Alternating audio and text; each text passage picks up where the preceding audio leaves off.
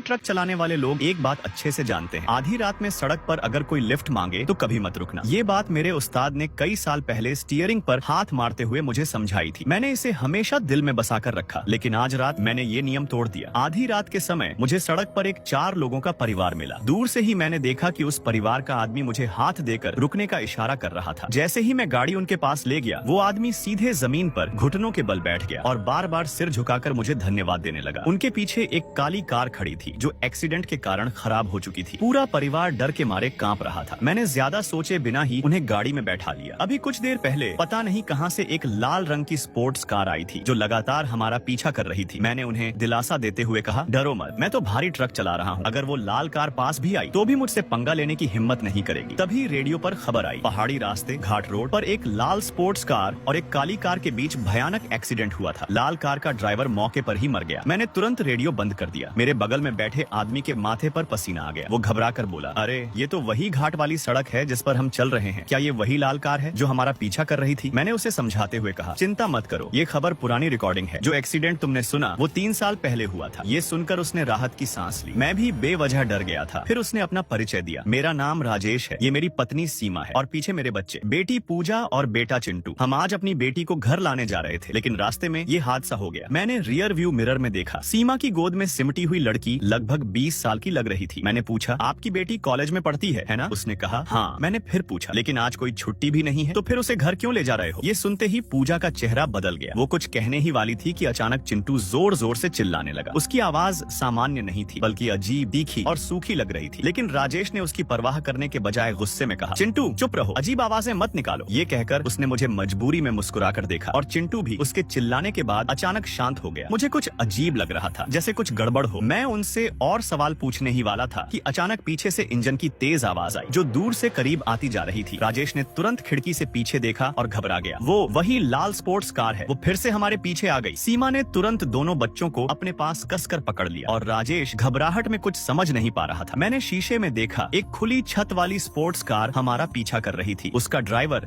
अपना आधा सिर बाहर निकाले हुए था और उसका काला सा मुंह खुला हुआ था, जैसे वो चिल्ला रहा हो। ये घाट का रास्ता बहुत संकरा था, जहाँ एक समय में सिर्फ एक ही गाड़ी निकल सकती थी, लेकिन वो स्पोर्ट्स कार का ड्राइवर पागलों की तरह बार बार ओवरटेक करने की कोशिश कर रहा था और लगातार हॉर्न बजा रहा था। आगे एक मोड़ आने वाला था। मैंने मौके का फायदा उठाकर तेजी से स्टीयरिंग घुमा दिया। मेरा भारी ट्रक अचानक सड़क पर झटका खाकर मुड़ा और वो लाल कार पीछे हटने पर मजबूर हो गई। उसे जोर से ब्रेक लगाना पड़ा और सड़क पर लंबे निशान बन गए। मोड़ पार करने के बाद मैंने देखा वो लाल कार अब हमारा पीछा नहीं कर रही थी। ये देखकर राजेश का परिवार थोड़ी राहत महसूस करने लगा। राजेश बोला, हम उसे जानते भी नहीं, फिर वो हमारा पीछा क्यों कर रहा था? मैंने कहा, मुझे भी नहीं पता, लेकिन रेडियो में जो एक्सीडेंट की बात हुई थी वो भी एक लाल कार की ही थी। तुम्हें पता है उस हादसे में कितने लोग मरे थे? वो गुस्से में बोला, अभी ये सब पूछने का क्या मतलब है? कितने लोग मरे, इससे तुम्हें क्या लेना देना? आधी रात है, बच्चों को डराओ मत। मैंने कहा, मुझे ठीक से नहीं पता, लेकिन याद है कि उस लाल कार में ड्राइवर के अलावा एक लड़की भी थी और एक्सीडेंट के बाद वो लड़की बेहोश हो गई थी। इसके बाद गाड़ी में एकदम सन्नाटा छा गया। माहौल हल्का करने के लिए मैंने पूजा से पूछा, पूजा तुम किस साल में पढ़ती हो? पूजा उठकर कुछ बोलने ही वाली थी, लेकिन सीमा ने उसे रोक दिया और खुद बोली, वो 3rd ईयर में है। तभी पूजा ने खिड़की के बाहर देखा और अचानक डर के मारे चिल्ला उठी, जल्दी देखो वहाँ कोई खड़ा है। मैंने पूछा, कहाँ? मुझे तो कुछ नहीं दिख रहा। वो बोली, मैंने अभी एक लड़की को देखा, फूलों वाली ड्रेस पहने हुए, वो सड़क के किनारे खड़ी थी। क्या वो उसी लाल कार वाली लड़की हो सकती है? बकवास मत करो। राजेश ने तुरंत गुस्से में बात काट दी और विषय बदलते हुए मुझसे पूछा, भाई इतनी रात को तुम ट्रक में क्या सामान ले जा रहे हो? लगता है गाड़ी में कोई हलचल ही नहीं है। गाड़ी में कोई सामान नहीं था, मैं बस अपने एक क्लाइंट के लिए उसके दोस्त को लेने आया था, इसलिए ट्रक लेकर निकला था। राजेश बोला, इतने बड़े ट्रक से लोगों को लेने आना थोड़ा अजीब नहीं लगता? अजीब नहीं लगता? मैंने कहा, हाँ थोड़ा तो है। तभी अचानक सामने सड़क पर एक लड़की आ गई। वो फूलों वाली ड्रेस पहने सीधे सड़क के बीचों बीच खड़ी थी। मैं ब्रेक लगाने की कोशिश करता उससे पहले ही जैसे ही गाड़ी उससे टकराने वाली थी, वो लड़की अचानक गायब हो गई। मैं कुछ समझ पाता उससे पहले ही पीछे से चिंटू जोर से चीख पड़ा, वो आ गया, वो वापस आ गया। राजेश गुस्से में चिल्लाया, चुप हो जा, अगर फिर बकवास की तो ठीक नहीं होगा। सीमा बोली, आप बच्चों पर क्यों चिल्ला रहे हो? वो पहले ही डर गए हैं। चिंटू डरते हुए बोला, माँ मुझे बहुत डर लग रहा है। मैंने माहौल संभालते हुए कहा, सब शांत रहो, शायद ये इस इलाके का कोई नेचुरल इफेक्ट हो। कभी कभी ऐसी चीजें रिकॉर्ड हो जाती हैं, जिसे हम लोग मिराज कहते हैं। राजेश तुरंत बोला, हाँ हाँ सही कहा भाई, इतने सालों से ट्रक चला रहा है, जरूर ऐसी चीजें देखी होंगी, ये मृग तृष्णा ही होगी। मैंने शीशे में देखा, पूजा लगातार कांप रही थी। सीमा बोली, अरे पूजा आ, ये मेरी जैकेट पहन ले। जैसे ही पूजा जैकेट लेने लगी, उसने अचानक सीमा के सीने की तरफ इशारा किया और डर के मारे चीख पड़ी, माँ तुम्हें खून निकल रहा है, तुम्हारे कपड़ों पर बहुत सारा खून है। मैंने शीशे में देखा, सीमा के कपड़ों पर कहीं भी खून नहीं था, लेकिन पूजा का डर बिल्कुल बिल्कुल असली लग रहा था। राजेश बोला, कहाँ खून? कुछ भी नहीं है, तुम्हारी माँ के कपड़े का डिजाइन ही ऐसा है। क्या तुम डर के मारे पागल हो गई हो? सीमा बोली, हाँ मैं ठीक हूँ, कहीं कोई खून नहीं है। फिर मैंने कहा, वैसे गाड़ी में थोड़ा ठंडा लग रहा है, ऐसा करो लड़की को आगे बैठा देते हैं, यहाँ हीटर चल रहा है, थोड़ी देर में गर्मी लगने लगेगी। राजेश बोला, क्या इससे तुम्हें परेशानी तो नहीं होगी भाई? मैंने कहा, अरे नहीं, बच्चे ज्यादा जरूरी हैं। आखिरकार वो लोग मान गए और पूजा को आगे वाली सीट पर बैठा दिया गया। पूजा मुझे देखकर बोली, भैया आप बिल्कुल कहानी वाले भीम जैसे लगते हो, अगर आपकी दाढ़ी होती तो और भी डरावने लगते। मैं हल्का सा मुस्कुराया, अच्छा बहुत लोग ऐसा कहते हैं। मैंने उसे गर्म पानी दिया, लो इसे पी लो, ठंड कम लगेगी। पूजा बोली, वाह भैया आपका कप तो बहुत प्यारा है। वो कप के हैंडल को छूते हुए बोली, ये तो बहुत जाना पहचाना लग रहा है, मेरे पास भी ऐसा ही एक था। मैंने पूछा, अच्छा किसने दिया था तुम्हें? वो बोली, मुझे याद नहीं। इतने में पीछे से अचानक एक हाथ आया। राजेश बोला, पूजा ध्यान से, पानी गर्म है, मैं खोल देता हूँ। उसने जल्दी से ढक्कन खोला और उसमें से गरम गरम खजूर का पानी निकाला। पूजा खुश होकर बोली, अरे वाह, मुझे तो खजूर का पानी बहुत पसंद है। जैसे ही पूजा कप लेने लगी, अचानक मेरी गाड़ी का पहिया किसी चीज पर चढ़ गया। गाड़ी जोर से उछली और कप गिर गया। उबलता हुआ पानी राजेश के हाथ और शरीर पर गिर गया। राजेश ने एक अजीब इंसान जैसी नहीं लगने वाली दर्दनाक चीख निकाली। हाँ! पूजा घबरा गई। पापा आपको कुछ हुआ तो नहीं? सॉरी सॉरी, राजेश बोला, कोई बात नहीं, मेरी ही गलती थी, मैंने ठीक से पकड़ा नहीं, लेकिन पानी बहुत गर्म है, तुम मत पीना अभी। मैंने शीशे में देखा, राजेश की आंखें अब पहले जैसी नहीं थी, उनमें एक ठंडी डरावनी चमक थी और उसके होठों पर हल्की सी अजीब मुस्कान थी, जैसे वो मुझे चुपचाप चेतावनी दे रहा हो। मैंने भी बिना कुछ कहे सीधे उसकी आंखों में देखा। गाड़ी सुनसान पहाड़ी रास्ते पर चलती रही और माहौल बहुत भारी हो गया। पूजा ने पूछा, भैया आप इतनी रात को यहाँ किसी को लेने क्यों आए हो? कोई जरूरी काम है क्या? मैंने कहा, हाँ मेरा क्लाइंट अपने दोस्त के लिए बहुत परेशान है। पूजा ने पूछा, क्या उसका दोस्त बीमार है? मैंने कहा, हाँ कुछ ऐसा ही समझ लो। तुम्हारा कोई अच्छा दोस्त है? वो बोली, नहीं मेरा कोई दोस्त नहीं है। लेकिन ये कहते ही उसका चेहरा उलझन में पड़ गया, जैसे उसे खुद अपने जवाब पर शक हो। सीमा धीरे से मेरे पास आकर बोली, उसका चेहरा पूरी तरह पीला पड़ चुका था। भाई प्लीज गाड़ी थोड़ा तेज चलाओ, बस हमें इस पहाड़ी रास्ते से बाहर निकाल दो, आगे हम खुद कैब कर लेंगे। तभी अचानक सामने से तेज इंजन की आवाज आई। एक लाल स्पोर्ट्स कार सड़क के बीचों बीच खड़ी थी, सीधे हमारी तरफ मुंह करके। राजेश घबरा गया, ये हमारे आगे कैसे आ गई? वो कार जैसे अचानक कहीं से प्रकट हो गई थी। इस पूरे रास्ते में कोई मोड़ ही नहीं था जहाँ से वो हमें ओवरटेक करके आगे आ सकती। राजेश चिल्लाया, भाई अब क्या करें? तभी सबसे डरावना दृश्य हुआ। वो लाल स्पोर्ट्स कार अचानक बीच की रेलिंग तोड़कर सीधे हमारी तरफ पूरी स्पीड में आने लगी। पूजा ने आंखें कसकर बंद कर ली और सीट बेल्ट को जोर से पकड़ लिया। मैं गुस्से में चिल्लाया, साला मरना है क्या? ठीक है मैं भी पीछे नहीं हटूंगा। अब बचने का कोई रास्ता नहीं था, सीधी टक्कर ही एकमात्र रास्ता था। मैंने ब्रेक लगाने के बजाय एक्सीलेटर पूरा दबा दिया। मेरा भारी ट्रक सीधे उस लाल स्पोर्ट्स कार की तरफ दौड़ पड़ा। पीछे बैठे राजेश, सीमा और चिंटू एक साथ डर के मारे चीख उठे। जैसे ही दोनों गाड़ियां टकराईं, वो लाल स्पोर्ट्स कार कागज की तरह मुड़ गई। कुछ ही सेकंड में वो एक शानदार कार से टूटे फूटे लोहे के ढांचे में बदल गई। अंदर बैठे ड्राइवर की चीखें भी अजीब, खोखली और दूर होती चली गई। अचानक एक गाढ़ा लाल धुआं उठा, जिसने मेरे ट्रक के पूरे सामने वाले हिस्से को घेर लिया। तभी मेरी बगल वाली सीट का दरवाजा बाहर से एक जली हुई काली हाथ ने खोल दिया। वो चीज अंदर